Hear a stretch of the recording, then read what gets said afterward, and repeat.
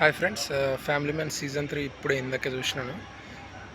ఈ సిరీస్ మొత్తం engaging factor అయితే డెఫినెట్గా ఉంది. అంటే ప్రీవియస్ టూ టూ సీజన్స్ కన్నా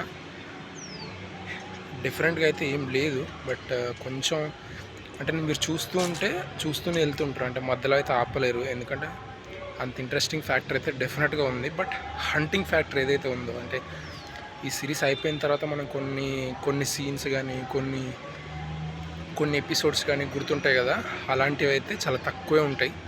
అండ్ కామెడీ అయితే ఏం చాలా తక్కువ ఉంటుంది. బట్ మీరు చూస్తున్నంతసేపు మాత్రం చాలా ఎంగేజింగ్ వెళ్తూనే ఉంటుంది. టోటల్ ఏమాత్రం బోర్ అయితే 100% కొట్టదు. అండ్ ఎండింగ్ వచ్చేసరికి తివారి క్యారెక్టర్ ఏదైతే ఉందో అది చనిపోతుందా లేదా అనే సస్పెన్స్లో పెట్టిరనమాట మొత్తం.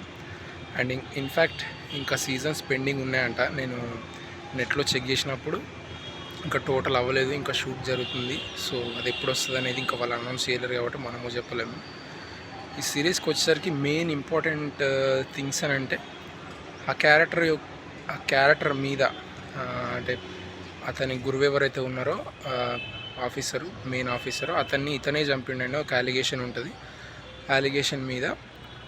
అలిగేషన్ సంబంధించి ఇతను ఫైండ్ అవుట్ చేసి ఎట్లా బయటపడ్డాడు అనేది ఈ మెయిన్ హోల్ సీజన్ 3 అనమాట. ఈ సీజన్ 3కి సంబంధించి కొన్ని బ్యూటిఫుల్ పాయింట్స్ అయితే ఉన్నాయి. ఫర్ ఎగ్జాంపుల్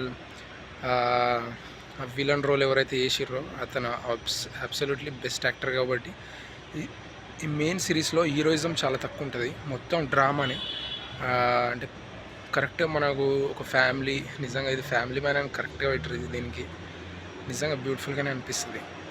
అండ్ మ్యూజిక్ వచ్చేసరికి ఏమాత్రం తెలియదు, అంటే మీరు మ్యూజిక్ విన్నట్టు. That's a beauty of this Family Man season 3. And నాకైతే చాలా బాగా నచ్చింది. కోర్స్ అంటే ఎక్స్ట్రీమ్, అంటే పాత ప్రీవియస్ 2 సీజన్స్ అంతా లేకపోయినా కూడా ఇది మాత్రం దానికి బ్యాడ్ అయితే 100% కాదని చెప్పొచ్చు. అండ్ నాకైతే నచ్చింది. Hope you guys will watch it. అంటే దట్స్ ఇట్. లైక్ చేసుకోండి, సబ్స్క్రైబ్ అయితే మస్ట్ చేసుకోండి, ఎందుకంటే రివ్యూస్ వస్తూనే ఉంటాయి కాబట్టి. Thank you for watching. Bye.